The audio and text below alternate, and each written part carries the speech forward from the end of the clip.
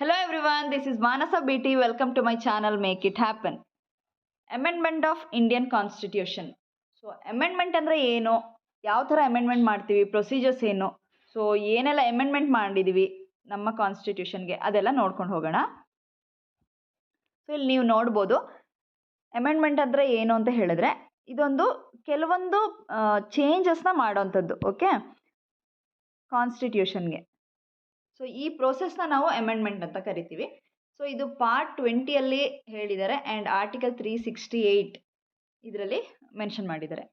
So ಇದು facts ನೋಡೋದಾದರೆ south African ಕಾನ್ಸ್ಟಿಟ್ಯೂಷನಿಂದ ಬಾರೋ ಮಾಡ್ಕೊಂಡಿದ್ದೀವಿ. ಓಕೆ, ಸೊ ನಾನು ಲಾಸ್ಟ್ ಕ್ಲಾಸಸ್ಸಲ್ಲೆಲ್ಲ ಮಾಡಿದ್ದೀನಿ. ಸೊ ಬಾರೋ ಮಾಡಿರೋದೆಲ್ಲಿಂದ ಮತ್ತು ಸೇಲಿಯಂಟ್ ಫೀಚರ್ಸ್ ಈ ಕ್ಲಾಸಸ್ ಎಲ್ಲ ನೀವು ನೋಡಿದ್ರೆ ನಿಮಗೆ ಇದು ಕ್ಲಿಯರಾಗಿ ಅರ್ಥ ಆಗ್ತಾ ಹೋಗುತ್ತೆ. ಆ್ಯಂಡ್ ಕೇಶವಾನಂದ ಭಾರತಿ ಕೇಸ್ ಅದರಲ್ಲಿ ಒಂದು ಜಡ್ಜ್ಮೆಂಟ್ ಕೊಟ್ಟರು. ಓಕೆ, ಸೊ ಪಾರ್ಲಿಮೆಂಟ್ ಇದನ್ನು ಆ್ಯಕ್ಚುಲಿ ಅಮೆಂಡ್ಮೆಂಟ್ ಮಾಡೋದು ಪಾರ್ಲಿಮೆಂಟ್ ಅವ್ರು ಮಾಡ್ತಾರೆ. ಸೊ ಪಾರ್ಲಿಮೆಂಟ್ ಅವರು ಪ್ರತಿಯೊಂದನ್ನು ಅಮೆಂಡ್ ಮಾಡ್ಬೋದಾ, ಸೊ ಯಾವ ಥರ ಅವರು ಅಮೆಂಡ್ ಮಾಡ್ಬೋದು, ಅವ್ರಿಗೇನಾದರೂ ಕೆಲವೊಂದು ರೂಲ್ಸ್ ಇದೆಯಾ, ಫಾಲೋ ಮಾಡಬೇಕಾ ಅವರು ಅಂತ ಹೇಳೋದಕ್ಕೆ ಸೊ ಈ ಕೇಸ್ನ ನೀವು ಸ್ಟಡಿ ಮಾಡಬೇಕಾಗುತ್ತೆ. ಸೊ ಇದರಲ್ಲಿ ಏನು ಹೇಳಿದರು ಜಡ್ಜ್ಮೆಂಟ್ ಅಂತ ಹೇಳಿದ್ರೆ, ಪಾರ್ಲಿಮೆಂಟ್ ಅಮೆಂಡ್ ಮಾಡ್ಬೋದು ಕಾನ್ಸ್ಟಿಟ್ಯೂಷನ್ನ, ಬಟ್ ಯಾವುದೇ ರೀತಿಯಲ್ಲೂ ಅದ್ರದ್ದು ಬೇಸಿಕ್ ಸ್ಟ್ರಕ್ಚರ್ ವೈಲೇಟ್ ಆಗಬಾರ್ದು. ಅಥವಾ ವೈಲೇಟ್ ಅಂತ ಹೇಳೋದ್ಕಿಂತ ವೈಲೇಟ್ ಅದ್ರದ್ದು ಮೀನಿಂಗ್ ಅಂದರೆ ಏನು ಚೇಂಜಸ್ ಆಗಬಾರ್ದು, ಬೇಸಿಕ್ ಸ್ಟ್ರಕ್ಚರ್ಗೆ ಏನು ಪ್ರಾಬ್ಲಮ್ ಆಗಬಾರ್ದು. ಓಕೆ, ಸೊ ಆ ಥರ ಇವರು ಅಮೆಂಡ್ಮೆಂಟ್ ಮಾಡ್ಬೋದು. ಸೊ ಇಲ್ಲಿ ಎನಿ ಪಾರ್ಟ್ ಅಂತ ಕೊಟ್ಟಾಗ ಸೊ ಇಲ್ಲಿ ಇದು ಬರುತ್ತಾ, ಪ್ರಿಯಾಂಬಲ್ ಇದೆ ಅಲ್ವಾ, ಪ್ರಿಯಾಂಬಲ್ ಇದೆ, ಫಂಡಮೆಂಟಲ್ ರೈಟ್ಸ್ ಇದೆ, ಫಂಡಮೆಂಟಲ್ ಡ್ಯೂಟೀಸ್ ಇದೆ, ಸೊ ಕೆಲವೊಂದು ಬೇರೆ ಪ್ರೊಸೀಜರ್ಸ್ ಇದೆ. ಸೊ ಅದೆಲ್ಲನೂ ಬರುತ್ತಾ, ಇನ್ಕ್ಲೂಡ್ ಆಗುತ್ತಾ, ಇದನ್ನು ನೋಡೋಣ. ಸೊ ಇಲ್ಲಿ ನೋಡಿ ಆರ್ಟಿಕಲ್ 368ಅಲ್ಲಿ ಏನು ಹೇಳಿದ್ದಾರೆ ಅಂತ. Parliament under article 368 can amend any part of the constitution including fundamental rights. Okay, but without affecting any basic structure ಅಂತ ಹೇಳಿದ್ದಾರೆ ಅಲ್ವಾ. ಸೊ ಇಲ್ಲಿ ಪ್ರಿಯಾಂಬಲ್ ಇನ್ಕ್ಲೂಡ್ ಆಗುತ್ತಾ ಹಾಗಾದರೆ ಅಂತ ಒಂದು ಕ್ವಶನ್ ಬರುತ್ತೆ ಅಲ್ವಾ. ಸೊ ಪ್ರಿಯಾಂಬಲ್ ಇನ್ಕ್ಲೂಡ್ ಆಗುತ್ತೆ, ಯಾಕಂದರೆ it is also part of the constitution. Okay, so ಇದೆಲ್ಲ ಕೇಶವಾನಂದ ಭಾರತಿ ಕೇಸಲ್ಲಿ ಡಿಸೈಡ್ ಆಗಿರೋವಂಥದ್ದು. ಸೊ ಆ ಕೇಸ್ನ ಸ್ಟಡಿ ಮಾಡೋದು ವೆರಿ ಇಂಪಾರ್ಟೆಂಟ್. ಸೊ ಇಲ್ಲಿ ಅಮೆಂಡ್ಮೆಂಟ್ ಅಂತ ಹೇಳಿದರೆ ಯಾವ ಥರ ಮಾಡ್ಬೋದು, ಪ್ರೊಸೀಜರ್ಸ್ ಏನು ಅಂತ ನೋಡಬೇಕು ಅಲ್ವಾ. ಸೊ ಟೈಪ್ಸ್ ಆಫ್ ಅಮೆಂಡ್ಮೆಂಟ್ ಯಾವುದೆಲ್ಲ ಅಂತ ನಿಮಗೆ ಗೊತ್ತಿರಬೇಕು. ಸೊ ಇಲ್ಲಿ 2 ಟೈಪ್ಸ್ ಇದೆ. ಸೊ ಅದು ಯಾವುದು ಅಂತ ನೋಡೋಣ. First one simple majority, second one special majority. Special ಮೆಜಾರಿಟಿಲೂ 2 ಟೈಪ್ಸ್ ಇದೆ. ಓಕೆ, ಸಿಂಪಲ್ ಮೆಜಾರಿಟಿ ಏನು ಅಂತ ನೋಡೋಣ ಈಗ. ಸೊ ಇಲ್ಲಿ ಪಾರ್ಲಿಮೆಂಟ್ ಅಂತ ಅಂದ್ಕೊಳ್ಳಿ ಇದನ್ನು. ಸೊ ಫಾರ್ ಎಕ್ಸಾಂಪಲ್ ಇದು ಪಾರ್ಲಿಮೆಂಟ್. ಓಕೆ, ಪಾರ್ಲಿಮೆಂಟಲ್ಲಿ ಈ ಥರ ಜನ ಇದ್ದಾರೆ. ಇಲ್ಲಿ ಯಾವ ಥರ ವೋಟ್ ಮಾಡಬೇಕು ಇವರು ಅಂತ ಹೇಳಿದರೆ 50% ಮೆಂಬರ್ಸ್ಗಿಂತ ಜಾಸ್ತಿ ವೋಟ್ ಬರಬೇಕು. ಅದು ಯಾವುದರಲ್ಲಿ, ಎಷ್ಟು ಜನ ಇಲ್ಲಿ ಅವತ್ತಿನ ದಿನ ವೋಟ್ ಮಾಡೋ ದಿನ ಪ್ರೆಸೆಂಟ್ ಇದ್ದಾರೆ, ಅದರಲ್ಲಿ 50% ಮೆಂಬರ್ಸ್ ವೋಟ್ ಮಾಡಿರಬೇಕು. ಓಕೆ, ಆ ಥರ ಸಿಂಪಲ್ ಮೆಜಾರಿಟಿ ಬಂದರೆ ಸಾಕು. ಸೊ ನಿಮಗೆ ಕ್ಲಿಯರಾಗಿ ಅರ್ಥ ಆಗಬೇಕು ಅಂತ ಹೇಳಿದರೆ ಎಕ್ಸಾಂಪಲ್ ಕೊಡ್ತೀನಿ. ಸೊ ಇದು ಪಾರ್ಲಿಮೆಂಟ್ ಅಂತ ಹೇಳಿದೆ ಅಲ್ವಾ. ಸೊ ಇಲ್ಲಿ 10 ಮೆಂಬರ್ಸ್ ಇದ್ದಾರೆ ಅಂತ ಅಂದ್ಕೊಳ್ಳೋಣ. ಓಕೆ, ಇದರಲ್ಲಿ 50% ಈಗ 10 ಮೆಂಬರ್ಸ್ ಪ್ರೆಸೆಂಟ್ ಇದ್ದಾರೆ ಅವತ್ತಿನ ದಿನ. ಈಗ ಪಾರ್ಲಿಮೆಂಟಲ್ಲಿ ಬರೀ 10 ಮೆಂಬರ್ಸ್ ಇಲ್ಲ. ಸೊ ಅದರಲ್ಲಿ ಟೋಟಲ್ ಆಗಿ ಈಗ ಸುಮ್ಮನೆ ಎಕ್ಸಾಂಪಲ್ಗೆ ಒಂದು 100 ಮೆಂಬರ್ಸ್ ಇದ್ದಾರೆ ಅಂತ ಅಂದ್ಕೊಳ್ಳೋಣ. ಸೊ ಇದರಲ್ಲಿ ಒಂದು 10 ಮೆಂಬರ್ಸ್ ಪ್ರೆಸೆಂಟ್ ಇದ್ದಾರೆ ಅವತ್ತು. ಸೊ ಈ 10 ಮೆಂಬರ್ಸಲ್ಲಿ 50% ಅಂತ ಹೇಳಿದರೆ ಎಷ್ಟು, 10ದು 5 ಬರುತ್ತಲ್ವಾ. ಈ 5 ಮೆಂಬರ್ಸ್ಗಿಂತ ಜಾಸ್ತಿ ಬರಬೇಕು. ಸೊ +1 ಬಂದ್ರೂ ಅದು ಮೆಜಾರಿಟಿ ಅಂತ. ಓಕೆ, ಆಗ 6 ಮೆಂಬರ್ಸ್ ವೋಟ್ ಮಾಡಿದ್ದಾರೆ ಅಂತ ಹೇಳಿದ್ರೆ ಮೆಜಾರಿಟಿ ಇದೆ. ಸೊ ಅದನ್ನು ಸಿಂಪಲ್ ಮೆಜಾರಿಟಿ ಅಂತ ಕನ್ಸಿಡರ್ ಮಾಡ್ಬೋದು. ಓಕೆ, ಸೊ ಇದು ಐಡಿಯಾಕ್ಕೆ ನಾನು ಹೇಳಿರೋದು. So next one special majority. So ಇಲ್ಲಿ ಸ್ಪೆಷಲ್ ಮೆಜಾರಿಟಿ ಅಂತ ಹೇಳಿದ್ರೆ ಈಗ ನಾನು ಏನು ಹೇಳಿದೆ, ಎಕ್ಸ್ಪ್ಲೇನ್ ಮಾಡಿದೆ, ಅದನ್ನೇ ನೆನ್ಪಿಟ್ಕೊಳ್ಳಿ. ಸೊ ಫಾರ್ ಎಕ್ಸಾಂಪಲ್ ಇದು ಪಾರ್ಲಿಮೆಂಟ್. ಇಲ್ಲಿ ಪಾರ್ಲಿಮೆಂಟ್ದು half of the members present ಇರಬೇಕು. ನೋಡಿ, 2/3 it is supported by a majority of 2/3 members present and voting supported by over 50% of the total strength. Okay, so ಇದು ಫಸ್ಟ್ ನಾವು ಅರ್ಥ ಮಾಡ್ಕೊಳ್ಳೋಕೆ ಯಾವ ಥರ ಅಂತ ಹೇಳಿದರೆ ಇಲ್ಲಿಂದ ತಗೊಳ್ಬೇಕು. So 50% of the total strength of the house. ಆಗ 50% ಹೇಳಿದರೆ ಹಾಫ್ ಅಲ್ವಾ, half of the house present ಇರಲೇಬೇಕು. ಓಕೆ, ಇಷ್ಟು ಜನ ಪ್ರೆಸೆಂಟ್ ಇರಲೇಬೇಕು. ಇದರಲ್ಲಿ ಇಷ್ಟು ಜನ ವೋಟ್ ಮಾಡ್ತಿರೋರಲ್ಲಿ 2/3 ಮೆಂಬರ್ಸ್ ವೋಟ್ ಮಾಡಿರಬೇಕು. ಓಕೆ, ಅಷ್ಟು ಮೆಜಾರಿಟಿ ಬಂದಿರಬೇಕು. ಆಗ ಮಾತ್ರ ಸ್ಪೆಷಲ್ ಮೆಜಾರಿಟಿ ಅಂತ ಹೇಳೋಕ್ಕಾಗೋದು. ಇದು one type of special majority. So second type ಹೇಗೆ ಅಂತ ನೋಡೋಣ. ಸೊ ಇದು ಸೆಕೆಂಡ್ ಟೈಪ್ ಹೇಗೆ ಅಂತ ಹೇಳಿದ್ರೆ, ಇಲ್ಲಿ ಪಾರ್ಲಿಮೆಂಟ್, ಇದು ಅಷ್ಟೇ ಪಾರ್ಲಿಮೆಂಟಲ್ಲೇ ಆಗೋವಂಥದ್ದು. ಸೊ ಬಟ್ ಸ್ಟೇಟ್ದು ಕನ್ಸೆಂಟ್ ಇರಬೇಕು, ಸ್ಟೇಟ್ಸ್ದು. ಸೊ ಇಲ್ಲಿ ಯಾವಾಗ ಇದನ್ನು ಯೂಸ್ ಮಾಡ್ತೀವಿ ಅಂದರೆ ಎಲ್ಲ ಟೈಮಲ್ಲೂ ಈ ಥರ ಸ್ಪೆಷಲ್ ಮೆಜಾರಿಟಿ ಯೂಸ್ ಆಗಲ್ಲ.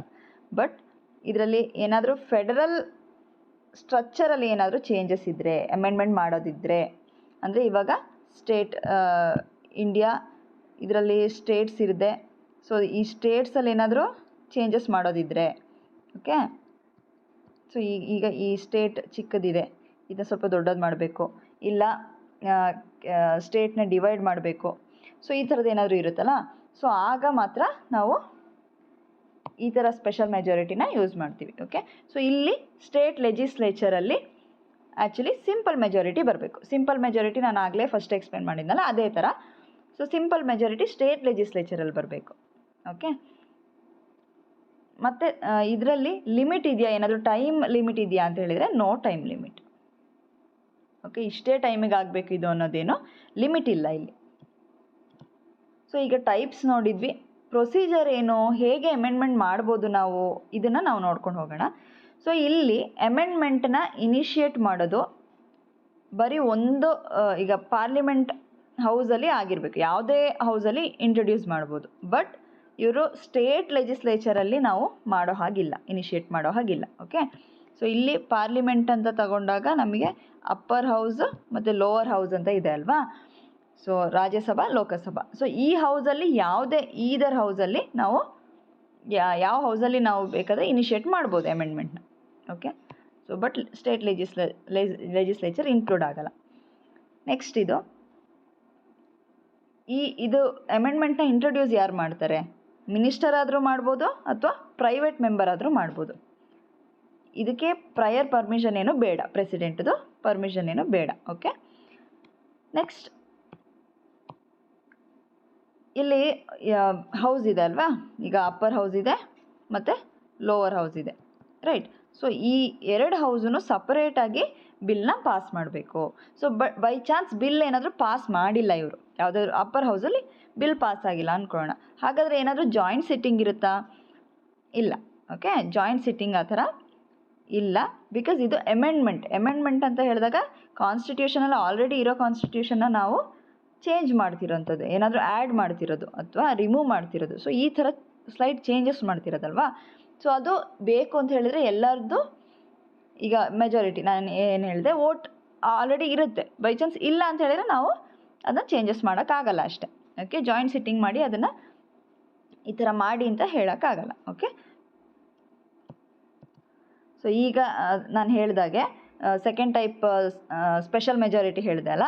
ಸೊ ಅದೇನಾದರೂ ಫೆಡ್ರಲ್ ಚೇಂಜಸ್ ಏನಾದರೂ ಇತ್ತು ಅಂತ ಹೇಳಿದರೆ ಸ್ಟೇಟ್ ಅವರು ಇವ್ರಿಗೆ ಲೆಜಿಸ್ಲೇಚರ್ ಅವರು ಸಿಂಪಲ್ ಮೆಜಾರಿಟಿಯಲ್ಲಿ ಕೊಡಬೇಕು ಅಂತ. ಓಕೆ, ಒಪ್ಪಿಗೆ ಕೊಡಬೇಕು.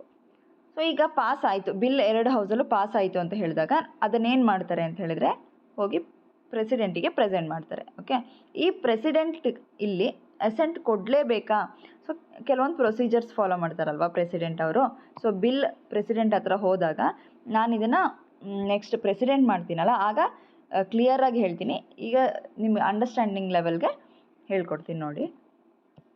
ಈಗ ಪ್ರೆಸಿಡೆಂಟ್ ಇದ್ದಾರೆ. ಓಕೆ, ಸೊ ಇವ್ರ ಹತ್ರ ಒಂದು ಬಿಲ್ ಹೋಗುತ್ತೆ. ಬಿಲ್ ಹೋದಾಗ ಏನಾಗುತ್ತೆ ಅಂದರೆ ಪ್ರೆಸಿಡೆಂಟ್ ಇದಕ್ಕೆ ಓಕೆ ಈ ಬಿಲ್ ಕರೆಕ್ಟ್ ಇದೆ ಅಂತ ಹೇಳಿ ಚೆಕ್ ಮಾಡಿ ಇವರು ಅಸೆಂಟ್ ಕೊಡ್ಬೋದು. ಓಕೆ, ಇದನ್ನು ಪಾಸ್ ಮಾಡ್ಬೋದು. ಅಸೆಂಟ್ ಕೊಡೋದು ಅಂತ ಹೇಳಿದರೆ ಪಾಸ್ ಮಾಡೋವಂಥದ್ದು ಓಕೆ ಅಂತ ಹೇಳಿ. ಓಕೆ, ಇಲ್ಲ ಅಂತ ಹೇಳಿದರೆ ಇದನ್ನು ಮತ್ತೆ ಅವ್ರಿಗೆ ವಾಪಸ್ ಕಳಿಸ್ಬೋದು. ಓಕೆ, ಮತ್ತೆ ರೀಚೆಕ್ ಮಾಡಿ ರೀಕನ್ಸಿಡರ್ ಮಾಡಿ ಅಂಥೇಳಿ ಪಾರ್ಲಿಮೆಂಟ್ ಅವರಿಗೆ ಕಳಿಸ್ಬೋದು.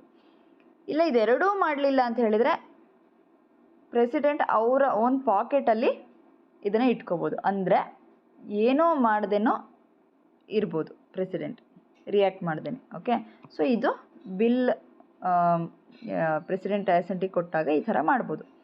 ಬಟ್ ಇಲ್ಲಿ ಅಮೆಂಡ್ಮೆಂಟಲ್ಲಿ ಇದು ಮೂರನ್ನು ಪ್ರೆಸಿಡೆಂಟ್ ಮಾಡೋಕ್ಕಾಗಲ್ಲ. ಓಕೆ, ಸೊ ಅವರು ಅಸೆಂಟ್ ಕೊಡಲೇಬೇಕು. ಅದಾದಮೇಲೆ ಪ್ರೆಸಿಡೆಂಟ್ ಅಸೆಂಟ್ ಕೊಟ್ಟಾಗಿದೆ ಅಂತ ಹೇಳಿದ್ರೆ ಆ ಬಿಲ್ ಏನಾಗುತ್ತೆ, ಆ್ಯಕ್ಟ್ ಆಗಿ ಕನ್ವರ್ಟ್ ಆಗುತ್ತೆ. ಇಷ್ಟು ನಿಮ್ಗೆ ಅರ್ಥ ಆಯಿತು ಅಂತ ಅನ್ಕೋತೀನಿ. ನೆಕ್ಸ್ಟ್ ಕ್ಲಾಸಸ್ಸಲ್ಲಿ ಇಂಪಾರ್ಟೆಂಟ್ ಅಮೆಂಡ್ಮೆಂಟ್ಸ್ ಯಾವುದೆಲ್ಲ ಇದೆ ಇದನ್ನು ನಾನು ಎಕ್ಸ್ಪ್ಲೇನ್ ಮಾಡ್ತಾ ಹೋಗ್ತೀನಿ. ಬಿಕಾಸ್ ಅದಕ್ಕೆ ತುಂಬ ಟೈಮ್ ಬೇಕು. ಇಂಪಾರ್ಟೆಂಟ್ ಅಮೆಂಡ್ಮೆಂಟ್ಸ ನೀವು ಕಲೀಲೇಬೇಕು, ಎಕ್ಸಾಮ್ಗೆ ವೆರಿ ಇಂಪಾರ್ಟೆಂಟ್ ಆಗುತ್ತೆ. And please like, share and subscribe. ಬೇರೆ ಫ್ರೆಂಡ್ಸ್ಗೂ ಕಳಿಸಿ, ಸಪೋರ್ಟ್ ಮಾಡಿ ಅವ್ರಿಗೂ ಓದೋಕ್ಕೆ. So yeah, thank you.